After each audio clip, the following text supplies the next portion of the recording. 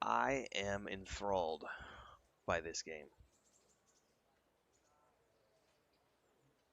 What's fascinating to me is that so many games um, have a facsimile of sort of living a life in that space, right? It's the leveling process of you going from like level 1 to level 20, level 1 to 50, whatever that journey is. God of War, Mass Effect, Dragon Age Origins. All of these games have a journey.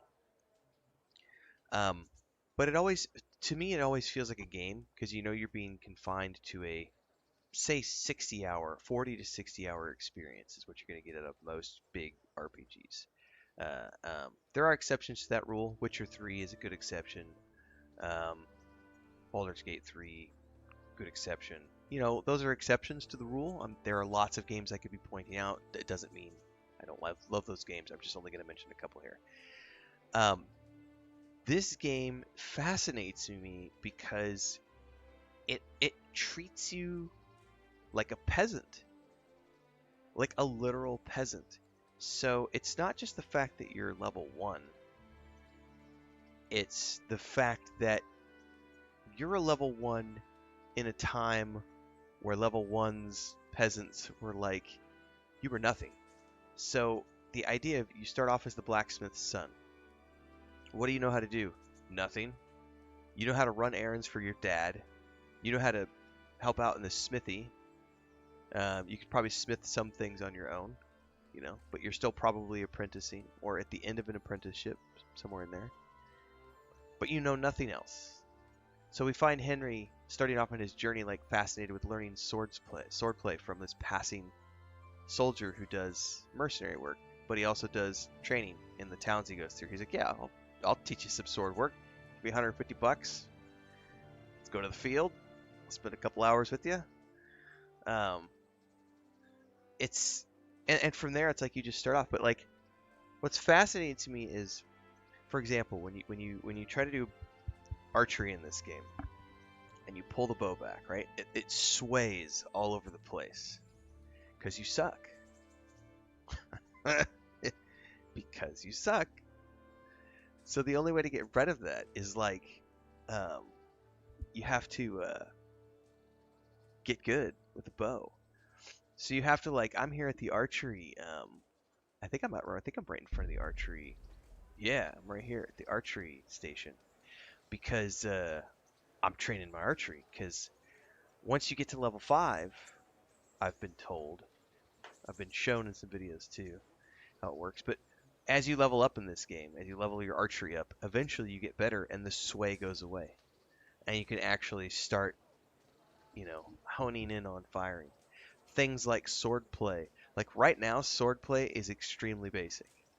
Um, I know, I know a handful of combos. I think I know like 3 combos. Hold on. But those were hard won. Like I had to, what would those be? My codex? No, that'd be under swords. Combat sword. Excuse me. I know I know wrath strike and double stab and blunt strike. So I know like these 3 combos. Excuse me. Actually, only 2 of them are applicable because I don't have a longsword yet. So I know 2. I know blunt strike and double stab because I'm using, I believe, a hunting sword right now. And every weapon has different combos, right? Um, other than the bow. So you can fight with all these different weapons, and the thing is like you have to get good to get these abilities. Like you start off, all you have is this one, and then you earn some points, and you can get this one, earn some more points, you know, whatever. Um, oh, that's right, I don't have these yet. They're grayed out. Man, it's early. I may be medicated. Anyway, you can earn your way up through the ranks here. Minimum level 8, so on and so forth. Like the concept is amazing, and also because you just suck at the beginning, and when you go through and level up with like Captain Bernard, um, he offers to teach you new combos, and he eventually will teach you like a master strike. And everywhere I've seen online, like every tutorial I've ever seen has been like, you've got to get master strike like as quickly as you can, because it's a life changer in terms of hand to hand, or not hand to hand, but melee combat. Um, Also horsemanship. Um, in the beginning, the horse is very clunky to use, and then as you get better at horsemanship, the horse becomes easier to use, and you get more out of it. It's a fascinating, like, and the thing is like it's grindy as fuck. Like, honestly, this is one of the most grindy games I've played in a long time, and yet it is absolutely a blast to play. Like, I am having the one of the best times I've had here. I watched somebody who just said it was like 7 months ago they did their first playthrough, and they spent 650 hours. That's like MMORPG level of hours, right? That means they played it consistently for like 6 months or however long they played it. I did like 350 or 400 hours in Assassin's Creed Valhalla, and that one took me 6 months to do that because I wasn't playing it every single day. Starfield, as an example, was 350 hours, and I think I did that over the course of about 6 weeks. Um, so if I can expect to get, let's say I get 500 hours out of this game, this will definitely be something that I'm playing for the next 3 to 6 months. Um, Hang on, I got Smeagol down here. I gotta pay attention. Oh, what? Nope, nope, nope. Oh, damn it. Smeagol.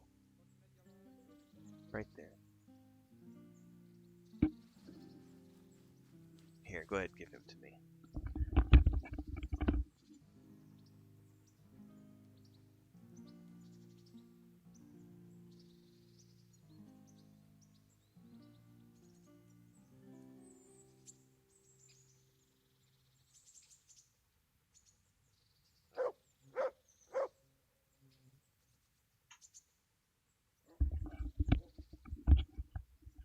Anyway, back to my rambling bedhead thoughts.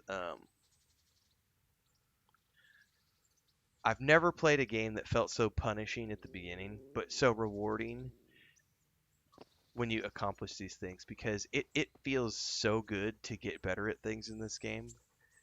And I think that that's part of the fun, is that you literally are nothing, and you can go from being a peasant to like, you know, a you know, in the military system. The coolest moment I've had in the game so far was when I was official when Sir was it Razadig or Radizig, whatever his name is, Sir Razagid. I forget his name. Whenever he accepted me into his service, I was like, okay, I feel really cool, because up until that point, like literally during one of the live streams, I was like bitching and moaning about the fact that I was like, there was never any like like I was literally rummaging through like barrels and shit, finding scraps thrown out from people to like survive on, and I was like, is this what life as a peasant was really like? I mean, yes, if you lived on a farm you would have simple fare, but like you had no money, and so you couldn't, what were you gonna how were you gonna pay for things? So your life was literally, you're on that little farm, or you're the tanner, or you're the blacksmith, or you're whatever, and maybe you have a small little garden, um, eh, but you're being given just enough to provide for food. So the idea behind anything beyond food is craziness. And so to see him, when he finally gets accepted into the service of, his father's previous lord, and suddenly he has access to armor, he has access to weapons, he has access to a horse. We talked about the horse in that in one of the live streams. I was saying that the horse in this game, if you think of it like a work truck that a construction worker has, because that's one of the biggest expenses you're going to have as a construction worker, is you have to have tools, yes, but you have to have a truck. Like, your tools are your sword and your shield and your armor.